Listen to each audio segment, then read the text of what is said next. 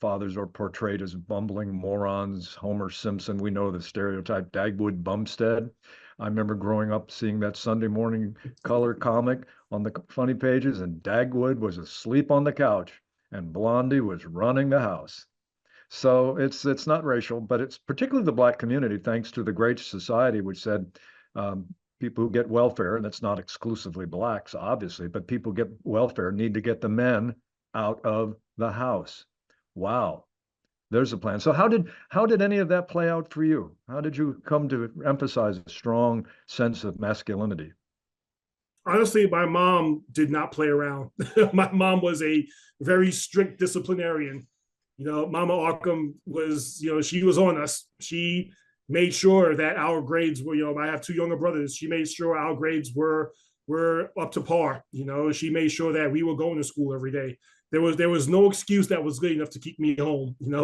If I said, "Hey Ma, I'm not feeling well," yeah, I'm not feeling well either. Go to school. Hey Ma, I got a headache. Yeah, I got a headache too. Go to school. But she taught me the value of getting up and going to work every day. Even with my job now, I get up and I go to work every day. I don't just take time off and just because I need just and not to knock anybody that takes a lot of time off. Like I said, policing is a rough job. If you need a mental health day, go ahead and take it. But me, I get up and go to work every day just because I also want to teach my daughter to get up and go to work every day. Just like I saw my mom getting up and going to work every day. So, I mean, my mom did not play around at all. Truth be told, though, honestly, I had a friend in high school who was in a gang. There was a gang near where I grew up in Jamaica, Queens, called the Lost Boys. And I made friends with one of the top tier guys in that gang. And when I was sniffing around and saying, "Hey, how can I join something like this?" He told me flat out, no. He said, this ain't for you. I'm telling you, no, this is not for you. You have a lot more you can do in life. He says, for guys like me, this is it. He goes, but you, no.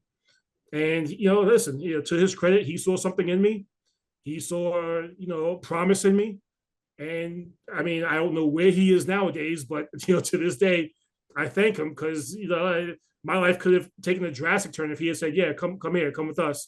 But he saw something in me. So like I said, I tell my story. I'm not perfect. I didn't grow up, with a rich family. I didn't grow up, with clean streets and a manicured lawn. Everything I give my daughter today, I grew up not having. I grew up in a one-bedroom apartment with a fifth floor apartment with an elevator that sometimes it worked, sometimes it didn't. There were homeless people in the laundry room, and every now and again, my mom had to get a man to come and kick the homeless people out. I grew up. Sometimes we had heat in the winter, sometimes we didn't. There were times I had to go to sleep, and my mom would have to put my coat on me for me to go to sleep. So I tell my story. It's not glamorous at all, but through hard work, through perseverance, through a lot of prayer, because my mom was a praying, faithful woman. I'm here, and so that's just how I speak.